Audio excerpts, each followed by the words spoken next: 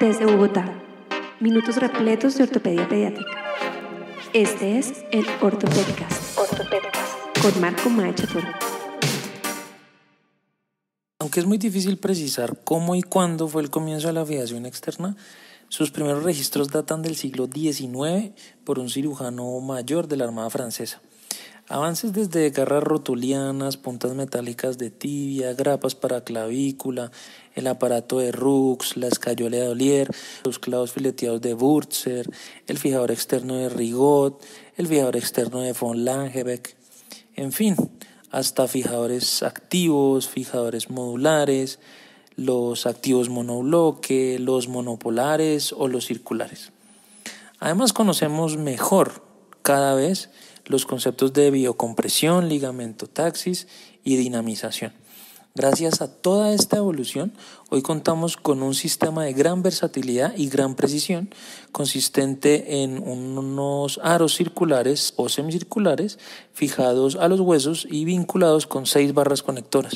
Así podemos corregir de forma aguda o gradual deformidades en cualquier plano del espacio. Estás escuchando Ortopedcast. Marco Maecha Toro.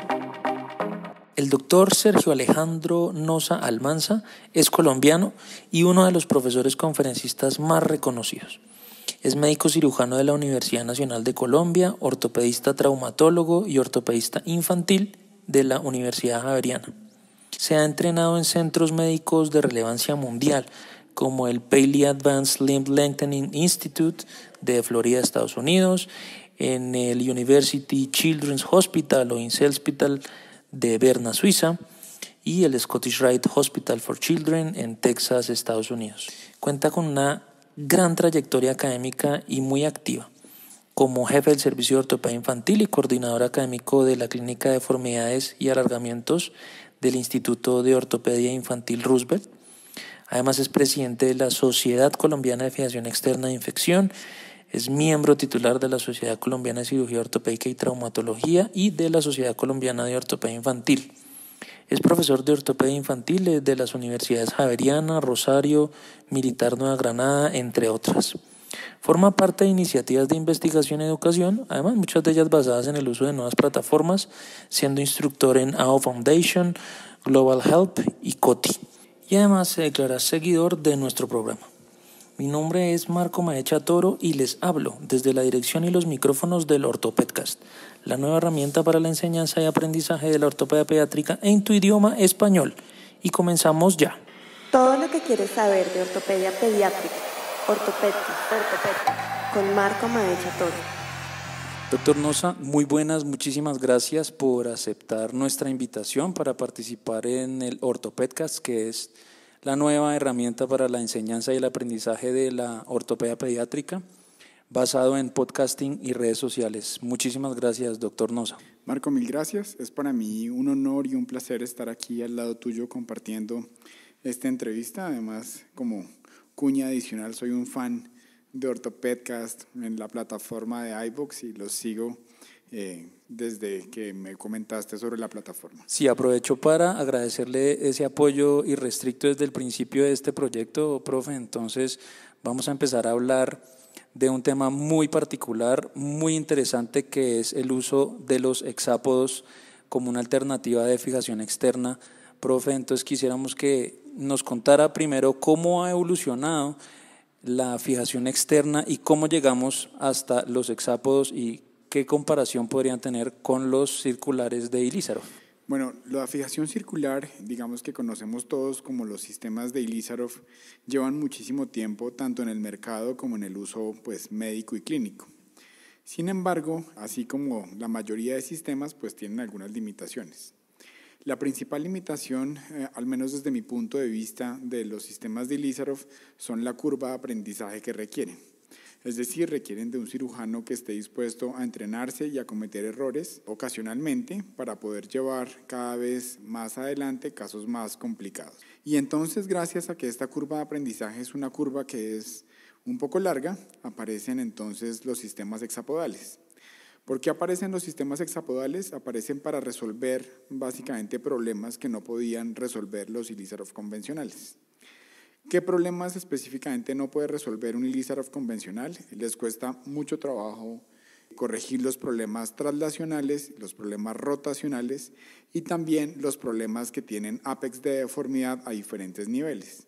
Entonces, cuando tenemos este tipo de pacientes que tienen este tipo de problemas complejos, los sistemas hexapodales aparecen para darnos solución a estos problemas.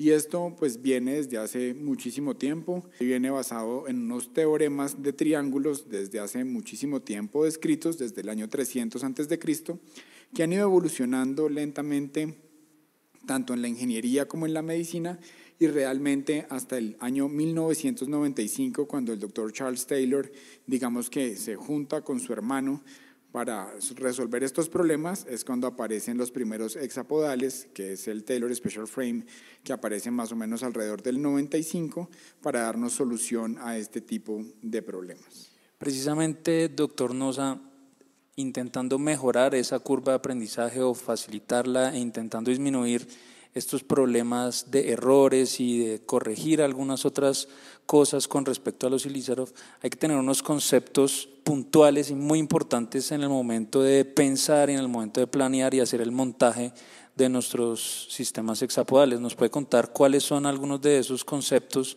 importantes para que nuestros oyentes tengan muy claro y hablemos todos el mismo idioma? Es correcto, Marco. Cuando nosotros empezamos a hablar de sistemas hexapodales, se introducen algunos nuevos términos a nuestro lenguaje médico con los cuales no necesariamente estamos familiarizados. Entonces aparece el término de tab de orientación del aro o el master tab y a su vez el anti-master tab.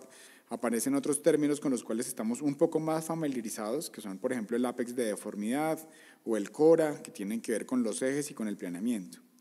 Pero realmente los sistemas hexapodales hacen que nuestro planeamiento convencional anterógrado, es decir, lo que hemos aprendido desde hace muchos años del libro del doctor Paley y del doctor Herzenberg sobre los principios de las correcciones en las deformidades, se hacen un resumen realmente con los sistemas hexapodales y lo único que es realmente importante es conocer los sistemas de fijación hexapodales. Y en esos sistemas de fijación pues está básicamente el concepto del tab de orientación, el término del strut, que son los nuevos motores que nos realizan nuestra corrección y tal vez digamos que con esos términos claros podemos darnos a la tarea de empezar a hablar o de empezar a pensar en montar un sistema hexapodal. Estás escuchando Ortopedcast. Marco Maecha Toro. Precisamente teniendo ya claros esos conceptos, en el momento de hacer el montaje, vamos a tener una herramienta primordial que es una muy buena radiografía. Quisiera que nos contara cuál es la importancia de esa radiografía y la implicación que tiene eso, porque ya nos va a mencionar que hay una herramienta informática, un software específico que vamos a alimentar con información que vamos a obtener de esa radiografía. Entonces, ¿cuál es la importancia de esa radiografía? ¿Qué parámetros debemos tener en cuenta para hacer una alimentación adecuada de esa herramienta de software? Las radiografías en los sistemas hexapodales son absolutamente primordiales, como lo acabas de decir. Básicamente, para el sistema hexapodal hay tres grupos de datos. El primer grupo de datos es el grupo de parámetros de la deformidad, que describe cuál es la deformidad que tiene nuestro paciente, cuál es la deformidad que tiene el hueso de nuestro paciente. El segundo grupo de datos es el grupo de datos en el cual yo describo a mi fijador. Entonces describo el tamaño de los aros que tiene, la posición en la cual estoy colocando mis struts y las longitudes de los mismos. Y el tercer grupo de datos es cómo se relacionan el fijador con mi hueso, especialmente el segmento de referencia, que es el aro que yo decido utilizar como mi aro principal de corrección. Entonces tengo que describirle al software cómo está relacionado este aro con este segmento o con este fragmento de hueso.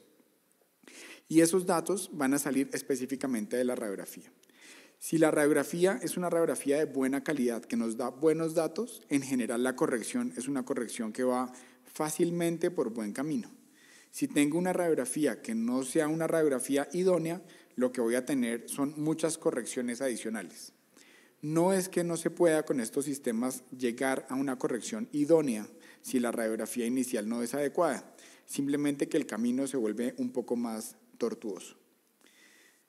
En cuanto al software, Digamos que la base de los sistemas hexapodales pues es el software de los mismos, porque los médicos y los ingenieros somos incapaces desde nuestra cabeza de poder manejar el fijador, porque estos principios para manejar el fijador requieren de unas fórmulas que son unas fórmulas muy grandes y que en nuestra cabeza no podemos manejar, lo cual quiere decir que si yo coloco un sistema hexapodal tengo que confiar en el software. No puedo empezar por mi cuenta, empezar a darle vueltas a los struts pensando que voy a lograr hacer una corrección adecuada, porque eso no es real, eso no es verdad. Tengo que confiar en el software, y para poder confiar en el software tengo que darle unos datos precisos. Si mis datos son datos inadecuados, la información que recibe el software es inadecuada y por lo tanto la corrección que voy a tener al final va a ser una corrección subóptima. Sin embargo, si por otro lado los datos que yo le doy al software son datos razonables, en general el software es muchísimo más preciso que cualquier cirujano. Dependiendo del tipo de fijador que estemos hablando y sobre todo de la marca comercial que estemos hablando, los fijadores son más o menos precisos, pero los menos precisos en general tienen una traslación al final de la corrección de 1 milímetro y los más precisos se mueven por debajo del 0.25 milímetros, lo cual quiere decir que prácticamente son perfectos, de manera tal que los datos realmente que les da el cirujano son los que hacen que el fijador cometa errores. Pero la mayoría de estos fijadores son, por decirlo de alguna forma, perfectos, solo que tenemos que aprender a manejarlos y aprender a comunicarnos con ellos. En primer mundo, en Europa y en Estados Unidos, los residentes y los cirujanos de reconstrucción no conocen, así como los ortopedistas infantiles en general no conocen lo que es un sistema Ilizarov, no tienen ni idea de cómo utilizar una bisagra. Y desde hace más de 10 años, los únicos sistemas que utilizan para realizar correcciones son los sistemas hexapodales. ¿Por qué? Porque son más fáciles de poner, porque tienen una curva de aprendizaje menor y porque me permiten corregir errores sobre la marcha. Si el fijador no queda bien puesto, si yo me comunico adecuadamente con el software, puedo tener una corrección adecuada. Si me equivoco con los parámetros iniciales de deformidad, si me comunico bien con el software, el fijador es capaz de hacer una corrección adecuada. Es decir, en términos generales, si coloco el aparato desde el punto de vista que quede bien amarrado el aparato al hueso, por decirlo de alguna forma, el fijador siempre va a ser capaz de hacer una corrección adecuada. Solamente depende de la comunicación que yo tenga con el software para llegar a un final feliz. Después de un maravilloso año de trabajo, seguimos creciendo en contenido y reproducciones. Seguimos creciendo. Gracias a nuestra nueva alianza, ahora puedes escucharnos directamente en la web de la Sociedad Colombiana de Ortopedia Infantil, SOCOIN, www.scott.org.co/socoin/podcast, o simplemente buscarnos en Google como Podcast SOCOIN. Ortopedcast. Con Marco Maecha Toro. Ese final feliz depende también, me imagino, doctor Nosa, de la escogencia del paciente. Obviamente, al ser un instrumento sofisticado, pero a la vez que tiene sus facilidades y sus especificaciones para usarlo como tratamiento, de pronto ya nos ha mencionado muchos de esos aspectos, pero quisiera preguntarle específicamente cuál es aquel paciente que se beneficia específicamente de una herramienta como los hexápodos. Teniendo en cuenta que en nuestro país, Colombia, y en otros países que sé que te escuchan, que también tienen recursos limitados, pues uno no puede, por ahora por lo menos, solicitarle un hexápodo a todos los pacientes, así lo quisiera. Entonces, creo que la escogencia de los pacientes tiene básicamente dos algoritmos. El primero de ellos es sobre la deformidad que tenga el paciente. Un paciente que tenga un problema rotacional, que no sea candidato a una corrección aguda, creo que es un buen candidato a un sistema hexapodal. Un paciente que tenga problemas traslacionales en 2 planos más problemas angulares en un plano es un paciente que es candidato para un hexapodal. Un paciente que tenga ápex de deformidad en 2 niveles cercanos también es un candidato a un sistema hexapodal, porque este tipo de deformidades incluyen traslaciones que son muy difíciles de manejar con cualquier otro sistema. Y en estos casos creo que el sistema ideal, sin ninguna duda, es el sistema hexapodal. Si yo tengo un ápex de deformidad en un solo punto, que tenga, por ejemplo, deformidad en 2 planos, es decir, un plano oblicuo, puedo manejarlo con Ilizarov si soy un cirujano muy preciso. Pero si no soy un cirujano que tenga mucha experiencia, con seguridad, probablemente le iría mejor con hexapodal a ese paciente. El otro algoritmo o la otra parte de la moneda, por decirlo de alguna forma, es el tipo de paciente.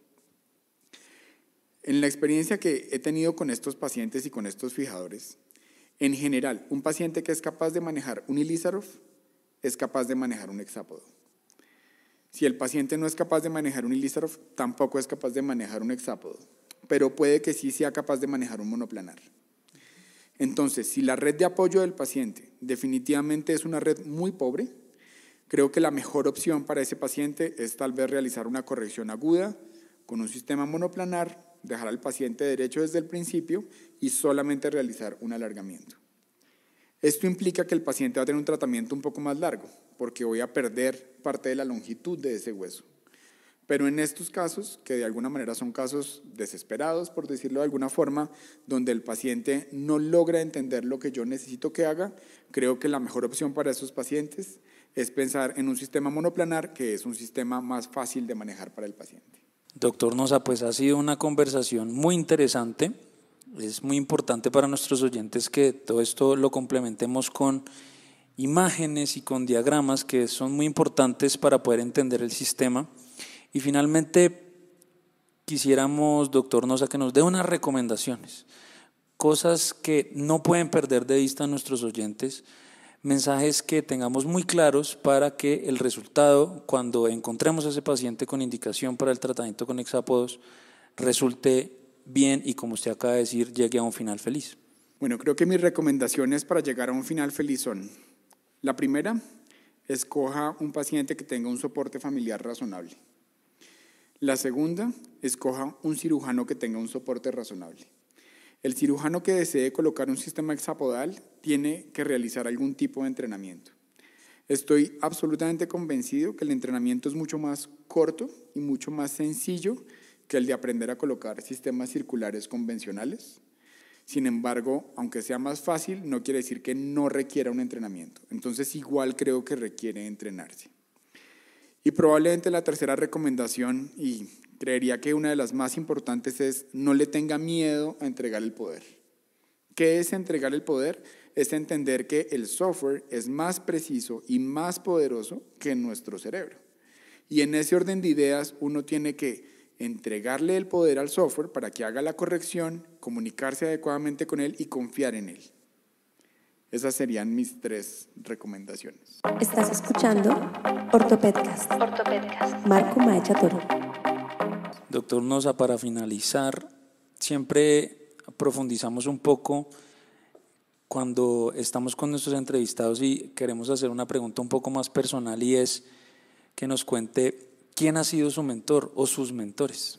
Marco, cuando me invitaste a la entrevista, y como yo sé que las entrevistas terminan casi siempre con esta pregunta, a esta pregunta sí le tenía miedo, porque realmente es muy difícil para mí escoger cuáles han sido mis principales mentores, porque he tenido la fortuna de conocer a varias personas que han sido realmente muy importantes para mi vida.